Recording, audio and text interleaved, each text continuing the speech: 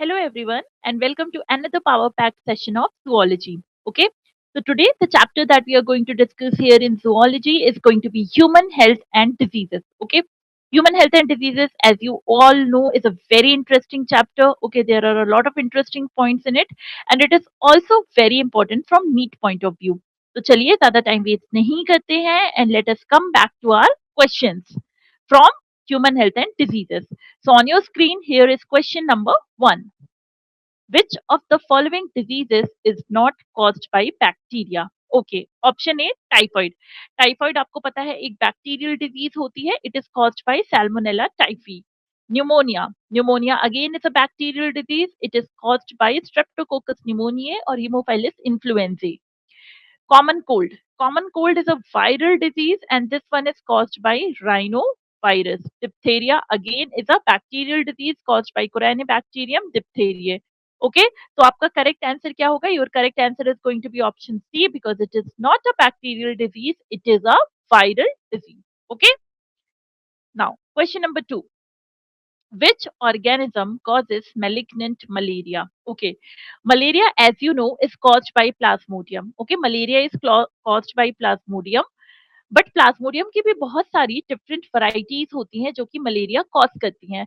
उसमें से एक बहुत ही डेडली मलेरिया होता है मैलिग्नेंट मलेरिया, जिसमें कि जो आपका फैटिलिटी रेट होता है वो काफी ज्यादा हाई होता है. ओके, और मैलिग्नेंट मलेरिया कौन कॉज करता है?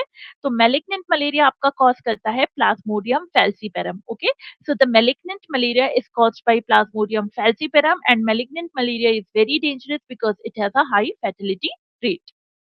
Now, next question बच्चों. What is the major mode of transmission for filariasis? Okay, filariasis is also called as elephantiasis. Okay, this disease is also called as elephantiasis, and this is somewhere related to your phylum Aschelminthus or nematodes. Why is this disease related to nematodes? Because आपको पता है कि this disease is caused by Wuchereria. Okay, it is caused by Wuchereria bancrofti and Wuchereria malai, which belongs to phylum Aschelminthus or nematodes. Okay, now Wuchereria cause तो Wuchereria है जो filariasis cause करता है. Okay, so filariasis is caused by Wuchereria, but here it is major mode of transmission. Though it is caused by Wuchereria, there is another organism which is responsible for spreading or transmitting filariasis. And what is that? It is a female mosquito. As you know, mosquitoes are a vector for a lot of disease, and similarly, there is this mosquito which is female Culex. Okay, you have female Culex, and this Culex mosquito is actually responsible for transmission of filariasis. Now, let us look at next question. Which one of the following is a fungal disease? Okay, typhoid bacterial, diphtheria bacterial, pneumonia bacterial, ringworm fungal. Okay, ringworm जो होती है वो एक fungal disease होती है. It is caused by microsporum epidermophyton trichophyton. Okay, तो यहाँ पे आपकी फंगल डिजीज क्या होगी? Your fungal disease is going to be ringworm. Now let us look at next question. Which of the following is not a feature of acquired immunity? आपको पता है जो इम्यूनिटी होती है वो दो तरीके की होती है. एक होती है आपकी इनेट इम्यूनिटी और दूसरी होती है आपकी एक्वायर्ड इम्यूनिटी. एक्वायर्ड इम्यूनिटी जो होती है वो इनेट इम्यूनिटी से डिफरेंट होती है. क्यों? क्योंकि वो पैथोजन स्पेसिफिक होती है और उसके और भी बहुत सारे फीचर होते हैं. चलिए ऑप्शन पढ़ते हैं और पता लगाते हैं कि ऐसा कौन सा फीचर है जो एक्वायर्ड इम्यूनिटी का नहीं है. Okay, it is pathogen specific. एकदम सही. जो आपकी इनेट इम्यूनिटी होती है it is not pathogen specific, but acquired immunity is pathogen specific. Then it has memory. Yes, B memory cells develop होते हैं, टी मेमोरी सेल्स डेवलप होते हैं. इसीलिए जो एक्वायर्ड इम्यूनिटी होती है वो प्राइमरी और सेकेंडरी रेस्पॉन्स भी शो करती है. तो it has memory. It discriminates self from non self. एकदम सही है. जो आपकी एक्वायर्ड इम्यूनिटी होती है it can very well distinguish your self cells और self antigen from non self antigen और foreign antigen.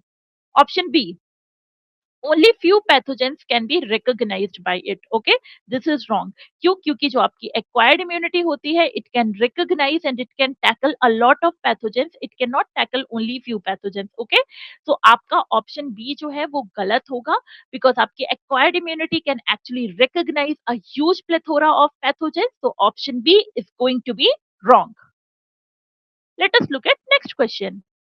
Interferons are a part of which type of barrier in innate immunity? Okay, innate immunity में आपको पता है बच्चों चार तरीके के बैरियर होते हैं. फिजिकल बैरियर होता है, फिजियोलॉजिकल बैरियर होता है, सेल्यूलर बैरियर होता है और साइटोकाइन बैरियर होता है. ओके, इन बैरियर में डिफरेंट डिफरेंट चीजें आती हैं. इंटरफेरॉन्स जो आपके होते हैं they are a part of your cytokine barrier. Okay, तो इंटरफेरॉन्स जो होते हैं वो कौन से बैरियर के पार्ट होते हैं? They are a part of cytokine barrier. Okay, they are secreted by virus infected cell. Okay, इनको जो वायरस इन्फेक्टेड सेल होते हैं वो सिक्रीट करते हैं. बेसिकली ये इंटरसेल्युलर मैसेंजर्स होते हैं और ये हेल्दी सेल्स को फर्दर वायरल इन्फेक्शन से ये क्या करते हैं? उसको प्रोटेक्ट करते हैं. Now next question. Each antibody molecule is made up of how many polypeptide chains? Okay, अगर यहाँ पे एंटीबॉडी की बात हो रही है तो एंटीबॉडी आपको पता है हम कहते हैं कि जो एंटीबॉडी होती है एंटीबॉडी इज ग्लाइकोप्रोटीनेशियस या ग्लाइकोप्रोटीन इन नेचर. ओके, फिर हम एंटीबॉडी के लिए एक फॉर्मूला भी कहते हैं. What is that formula? It is H2L2, है ना. ये जो H2L2 होता है ये क्या बताता है कि आपकी जो एंटीबॉडी है उसमें दो हैवी चेन्स है और दो लाइट चेन्स है. ओके, तो अगर दो हैवी चेन और दो लाइट चेन होंगी तो टोटल कितनी चेन्स होंगी? 4 पॉलीपेप्टाइड चेन्स. ओके, तो इस क्वेश्चन का आंसर क्या जाएगा? ऑप्शन देखिए, इस क्वेश्चन का आंसर जाएगा D, 4 polypeptide chains. Moving on to the next question. Which class of antibody can cross the placenta? That is your IgG. IgG जो होती है that is smallest in size and it is very well capable of crossing the placenta. On the other hand, your IgA is the secretory antibody. It is found in colostrum. Okay. Next question. Which of the following acts as an HIV factory in the body? Okay. तो जब आपकी body में HIV virus enter करता है then there are two cells which are majorly affected by this HIV virus. Okay, पहला आपका macrophage cell होता है, दूसरा आपका टी सेल होता है. ऑप्शन देखो, बी में मैक्रोफेज है, सी में टी सेल है. तो मैक्रोफेज और टी सेल दोनों ही अफेक्टेड होते हैं एचआईवी वायरस से, पर यहाँ पे देखो क्या लिखा है, एचआईवी फैक्ट्री. अब ये एचआईवी फैक्ट्री कौन सा सेल होगा? ये ऐसा सेल होगा जो सरवाइव कर रहा है और न्यू वायरल प्रोडक्ट्स जो है वो प्रोड्यूस ही करता जा रहा है. अब ये सेल कौन सा होता है बच्चों? ये सेल होता है आपका मैक्रोफेज. ओके, बिकॉज मैक्रोफेज के अंदर जब एचआईवी वायरस एंटर करता है तो वो मैक्रोफेज के अंदर रेप्लिकेट करता है और बहुत सारे वायरल प्रोटीन्स और नए वायरस बनाता है. लेकिन टी सेल के अंदर जब एचआईवी एंटर करता है तो वो टी सेल को किल कर देता है, जिसकी वजह से टी सेल का नंबर जो होता है बॉडी में वो कम होने लगता है और आपकी इम्यूनिटी भी बॉडी की कम हो जाती है. ओके, तो यहाँ पे आपसे एचआईवी फैक्ट्री पूछी गई है. फैक्ट्री मतलब वो सेल जहां पे नए वायरल प्रोडक्शन जो है, नए वायरस, नए एचआईवी वायरस बनते ही रहेंगे and that is your macrophage. Next question. It is a drug dependent person stops using drugs and develops nausea, sweating, and anxiety on day one.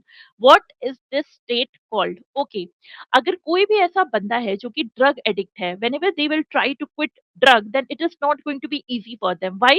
Because their body is going to show some symptoms. जैसे कि यहाँ पे आप देखो symptoms लिखे भी हुए हैं, nausea, sweating, anxiety. Okay, all these symptoms are a part of withdrawal syndrome. Okay, withdrawal syndrome क्या होता है? जब आप ड्रग्स का या फिर अल्कोहल का जो यूज है उसको विड्रॉ कर लेते हो, then your body starts showing certain symptoms and those symptoms are called as withdrawal syndrome. Next question.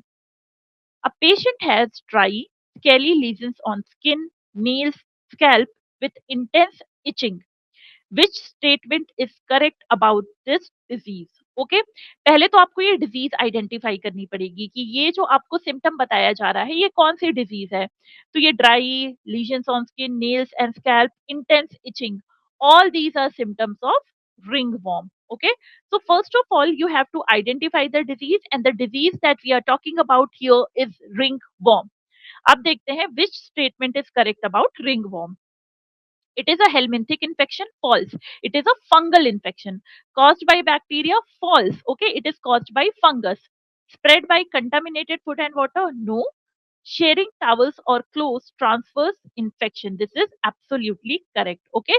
So which statement is going to be correct for ringworm? Option D. Okay. So option D is going to be the correct answer. Let us look at next question. Statements on health. Health is a state of complete physical, mental, and social well being. Absolutely correct. Health increases longevity and reduces infant or maternal mortality. एकदम correct. Okay. तो यहाँ पे अगर आप statement A and statement B देखेंगे तो both the statements are absolutely correct. So your correct answer is going to be option B. Both. Not option B, sorry. It is going to be option A. Both statements are correct, as your option A and option B are both correct. Let us look at next question. Complete the analogy. Typhoid is caused by Salmonella typhi. Okay, and pneumonia is caused by either Streptococcus pneumoniae or it is caused by Haemophilus influenzae. Okay, so option B, Streptococcus pneumoniae is going to be your correct option. Okay, so pneumonia will be caused by Streptococcus pneumoniae. It's fairly very simple because as you can see here, the name of the disease is actually the name of the species. Okay. Now moving on to the next question. This is match the column. Okay. And here we have been provided with antibodies.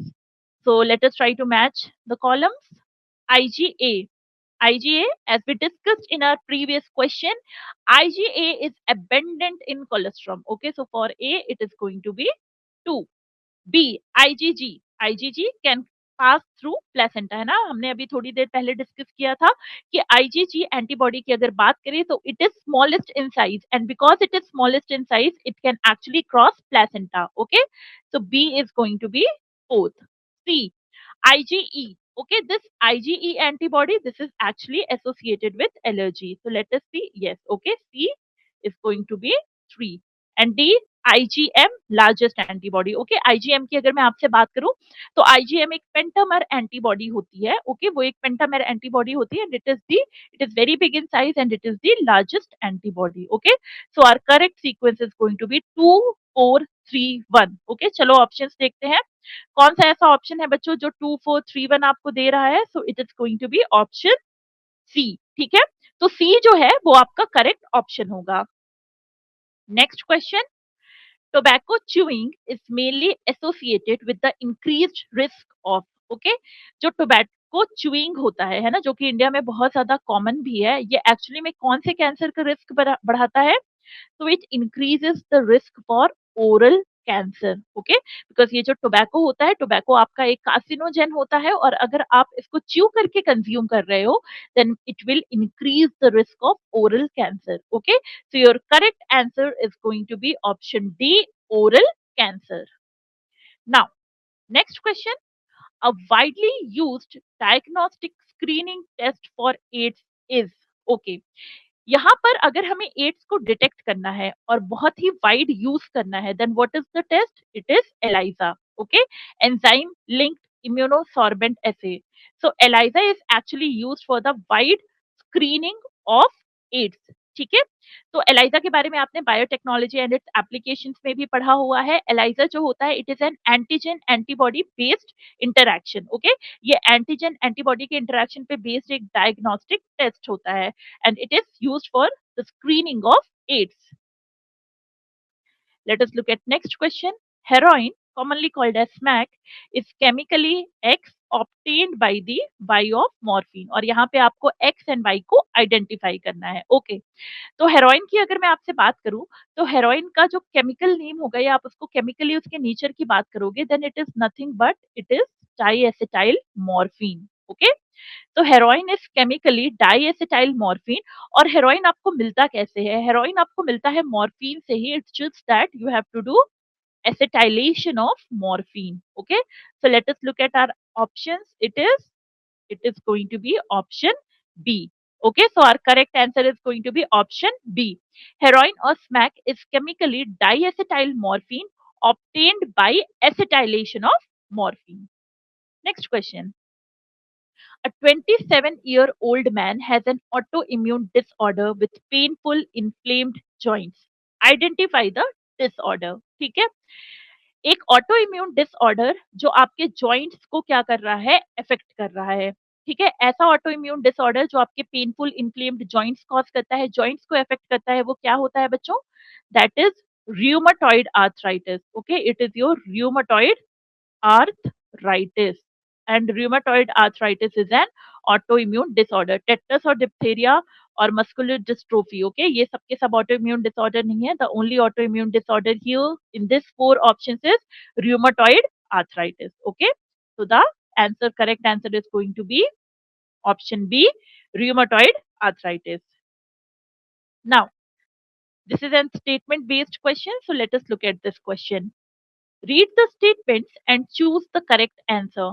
Benign tumors do not show metastasis. Morphine is a very effective sedative and painkiller useful after surgery. Okay.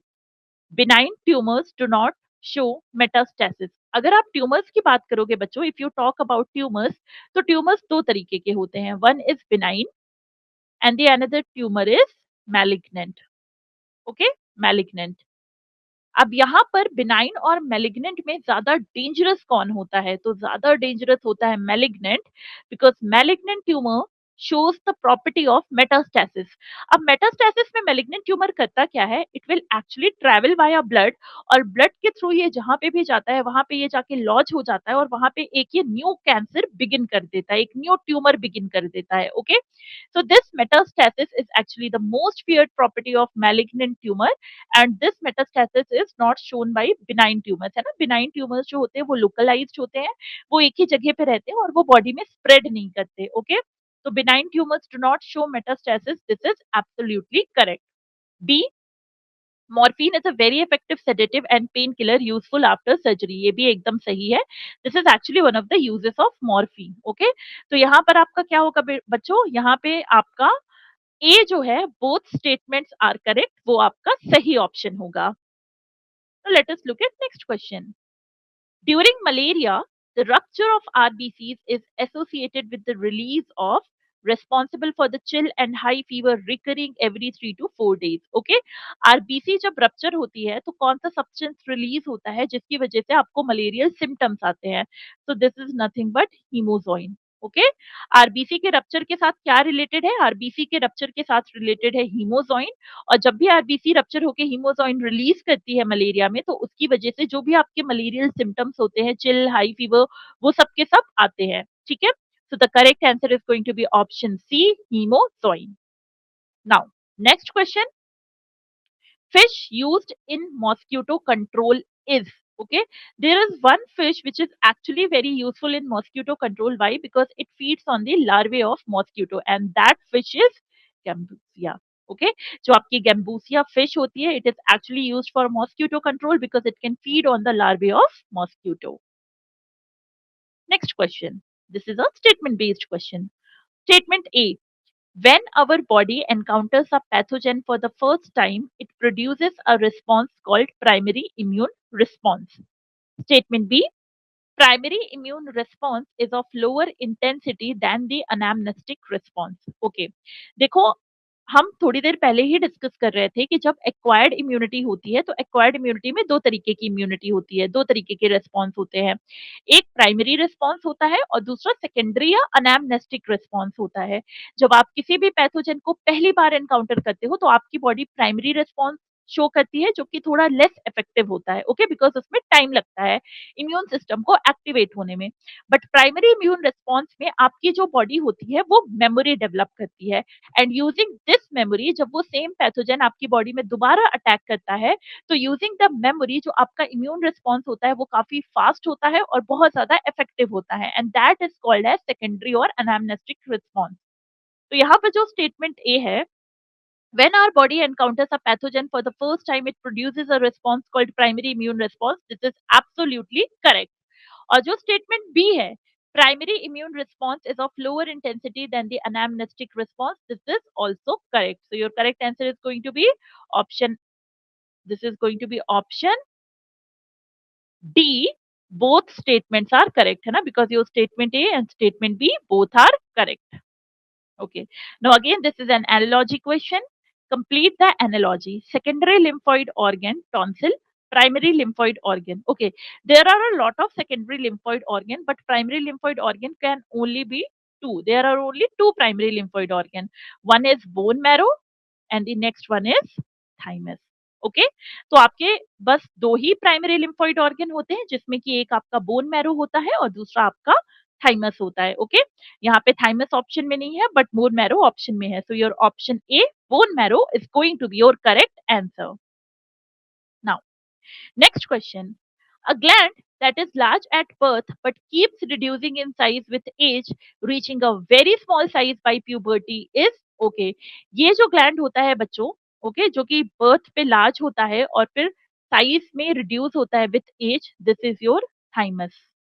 ये आपका thymus gland होता है. Thymus जैसे कि अभी हमने पिछले ही क्वेश्चन में डिस्कस किया, this is a primary lymphoid organ जहां पे आपके टी सेल का मैच्योरेशन होता है. Okay, and T cells, as you know, T lymphocytes are a major chunk of your immune response cells, और वो आपको सेल मीडिएटेड इम्यूनिटी जो होती है वो प्रोवाइड करते हैं. ओके, जैसे ही थाइमस आपका एज के साथ साइज में रिड्यूस होता है, उसकी वजह से क्या होता है, जो ओल्डर लोग होते हैं या जो ओल्डर पर्सन होते हैं, उनकी इम्यूनिटी जो होती है वो यंग लोगों से कम होती है. Y? due to the atrophy of your thymus gland. Okay, so the correct answer is going to be option C, thymus gland. Next question. Liver cirrhosis is mostly caused by the chronic intake of. ठीक है, liver जो होता है आपका वो सबसे ज्यादा किससे डैमेज होता है? लिवर आपका सबसे ज्यादा डैमेज होता है via the intake of alcohol. Okay, तो जो आपका लिवर सिरोसिस भी होता है which is very very dangerous stage, क्योंकि उसमें लिवर आपका काफी हद तक डैमेज हो जाता है, that is caused by the chronic. And यहाँ पे ध्यान देना बच्चों, इट इज क्रॉनिक. क्रॉनिक का मतलब क्या है? A long term intake. Okay, काफी लंबे टाइम से अगर इंटेक होगा अल्कोहल का, then it will lead to liver cirrhosis. So your correct answer is going to be option D, alcohol. Now again we have match the columns. Okay, so match the columns में let us look at columns and let us look at their answers. तो column one में disease है बच्चों और symptoms है, तो यहाँ पे बेसिकली हमें डिजीजेस को उनके सिम्टम्स से मैच करना है. नाउ ए, निमोनिया. निमोनिया आपको पता है एक बैक्टीरियल डिजीज है, लेकिन ये कॉमन कोल्ड से डिफरेंट होता है. क्यों? क्योंकि निमोनिया जो होता है वो आपके लंग्स को इफेक्ट करता है, आपके एल्वियोलाई को इफेक्ट करता है, लेकिन जो कॉमन कोल्ड होता है वो आपकी एल्वियोलाइज को इफेक्ट नहीं करता है, वो सिर्फ आपके अपर रेस्पिरेटरी पैसेज को इफेक्ट करता है. ओके, तो निमोनिया में ऑप्शन थ्री. ओके, यहाँ पर जो आपका थर्ड है, difficulty in breathing and chills, this will actually be associated with pneumonia. B, MOBSS.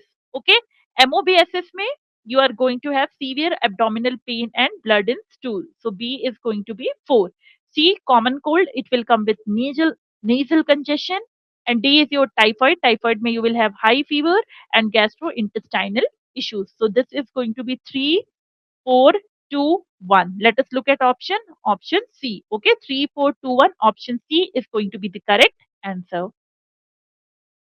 Next question.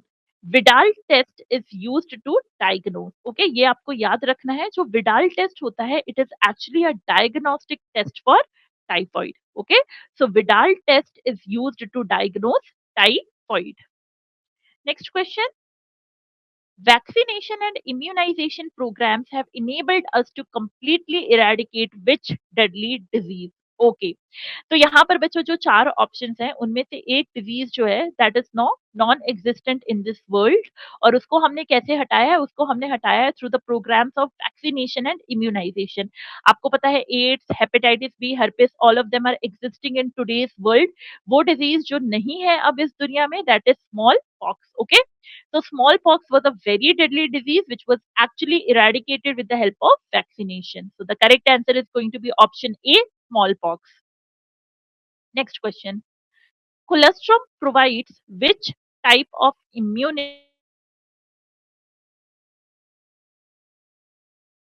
जब हम यहाँ पे कोलेस्ट्रम की बात करते हैं तो हम दो तरीके की इम्यूनिटी की बात करते हैं. One is active immunity and the another one is passive immunity. Okay, अब जो आपकी एक्टिव इम्यूनिटी होती है उसमें the body is going to make antibodies on its own. ठीक है, एक्टिव इम्यूनिटी में बॉडी हमेशा खुद एंटीबॉडी बनाती है, बट पैसिव इम्यूनिटी में बॉडी एंटीबॉडी नहीं बनाती है, हम बॉडी को बाहर से लाके एंटीबॉडी देते हैं. ओके, अब अगर आप यहाँ पे कोलेस्ट्रम की बात करोगे तो कोलेस्ट्रम में IgA एंटीबॉडी होती है and colostrum is consumed by your infant.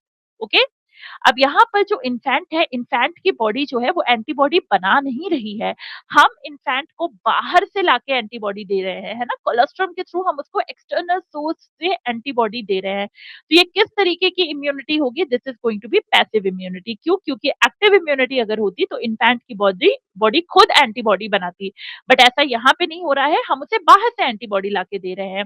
And आपको पता है ये जो सोर्स होता है ये नेचुरल सोर्स होता है, तो this is going to be your natural passive immunity. Okay, so colostrum is an example of your natural passive immunity. Let us look at next question. This is also a statement based question. Statement A: cyclosporin is an immunosuppressive drug used in organ transplantation. This is absolutely correct. Okay, जो आपका cyclosporin होता है जब organ transplantation होता है उसके बाद cyclosporin दिया जाता है इम्यूनोसप्रेशन के लिए, बिकॉज आपको पता है कि अगर अगर आपकी सेल मीडिएटेड इम्यूनिटी बहुत ज्यादा एक्टिवेट हो गई तो वो क्या करेगी, वो ऑर्गन रिजेक्शन कर देगी, ट्रांसप्लांट रिजेक्शन कर देगी। Okay, so cyclosporine is given to avoid that thing. Now B: incompatibility of transplant triggers immune response in the recipient. This is absolutely correct, है ना? अगर आप डोनर की बात करो और रेसिपिएंट की बात करो तो डोनर और रेसिपिएंट जो होते हैं उनके बीच में आपको काफी टेस्ट करने पड़ते हैं टू एंश्योर कंपैटिबिलिटी। ओके, जैसे कि ये टेस्ट होता है, सबसे मेजर जो होता है वो आप एमएचसी कॉम्प्लेक्स वाली टेस्टिंग करते हो, एचएलए टेस्टिंग करते हो, ब्लड टेस्टिंग करते हो।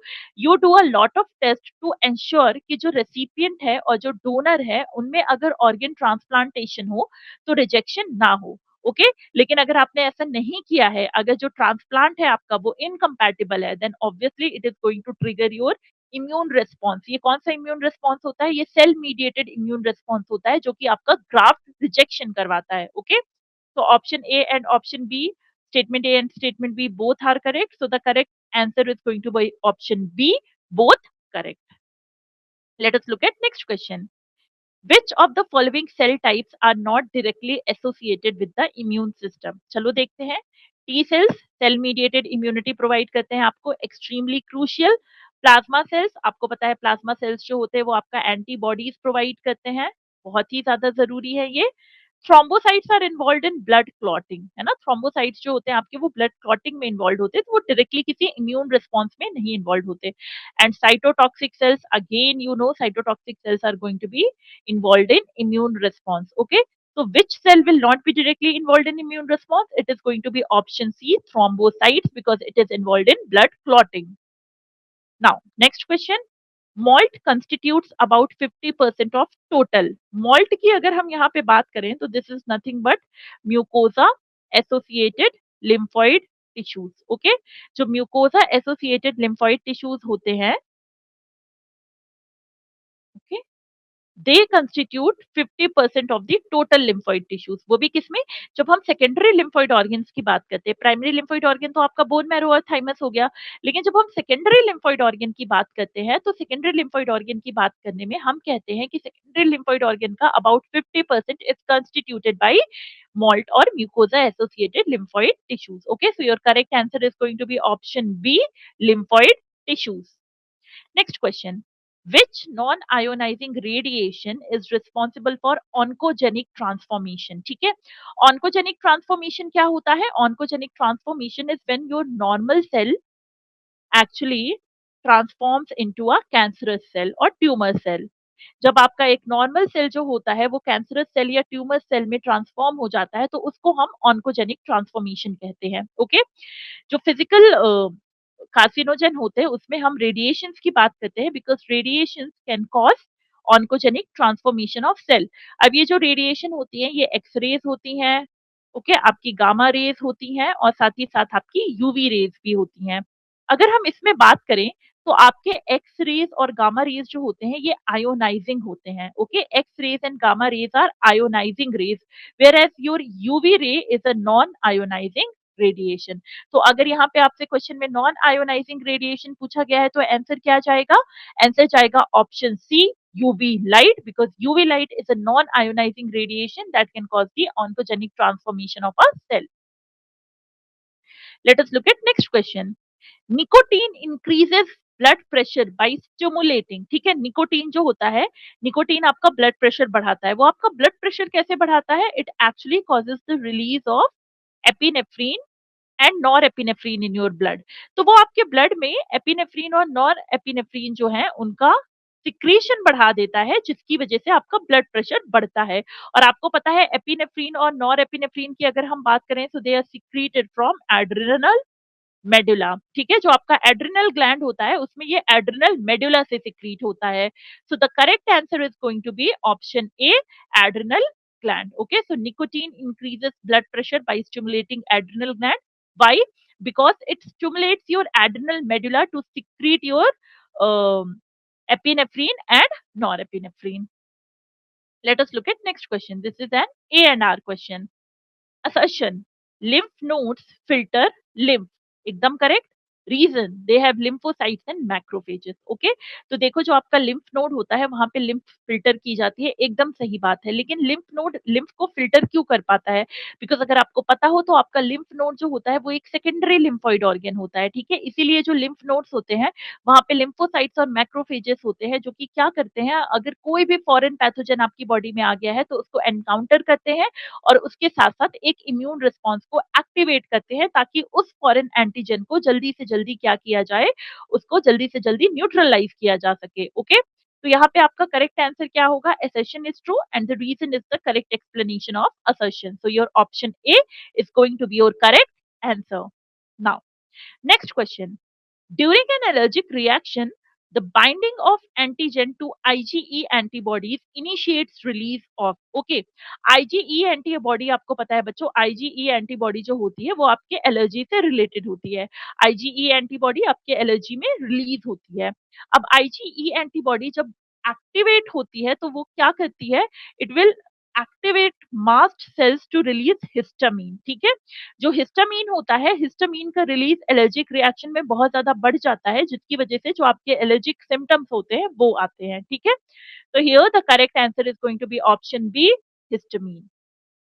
Okay, this is going to be histamine. Okay, so with this question we actually come to the end of today's session. Okay, I hope this session was helpful to you.